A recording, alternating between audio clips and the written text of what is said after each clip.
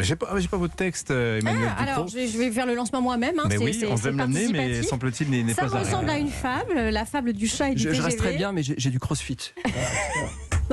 Je ne vais pas y arriver. Une histoire qui s'est produite le 2 janvier, donc gare Montparnasse et qui n'en finit pas de faire des remous. Ce jour-là, deux voyageuses, une mère et sa fille adolescente, on n'a pas les métiers faciles. C'est les joies du direct.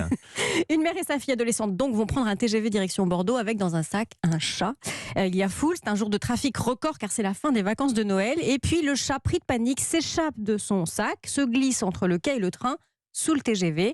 Alors on tente de le faire sortir, rien, le chat caché ne se manifeste pas. Les deux voyageuses alertent les agents de la SNCF, leur demandent de retarder le retour du train, le départ du train. Elles veulent aller chercher le chat.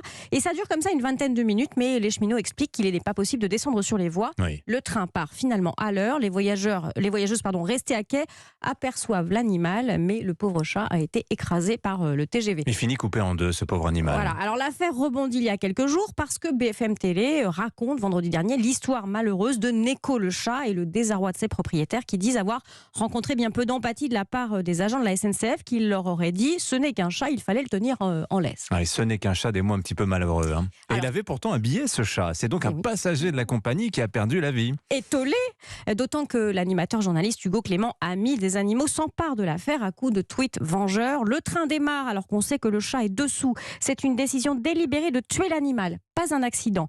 Rien ne justifie d'avoir pris la décision de tuer froidement ce chat.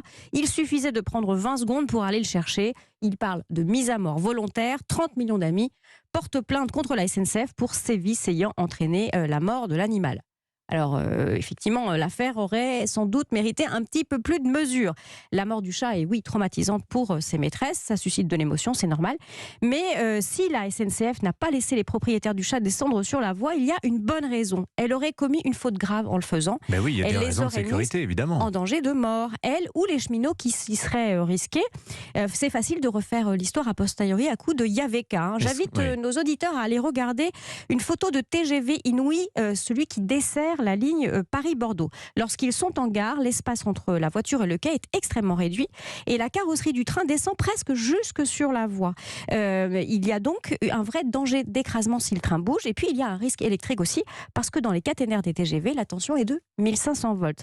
Alors la SNCF est une société de procédure où la sécurité passe avant tout. Chat ou pas chat, on ne joue pas avec la vie d'un humain. Est-ce qu'on met une gare à l'arrêt pour aller chercher un chat sur les voies ? Jamais, en aucune circonstance, on ne met les gens en danger. Un cheminot qui aurait dû aller chercher le chat sur les rails du TGV aurait pu se retourner contre l'entreprise pour mise en danger de la vie d'autrui. Et ça aurait été un autre scandale.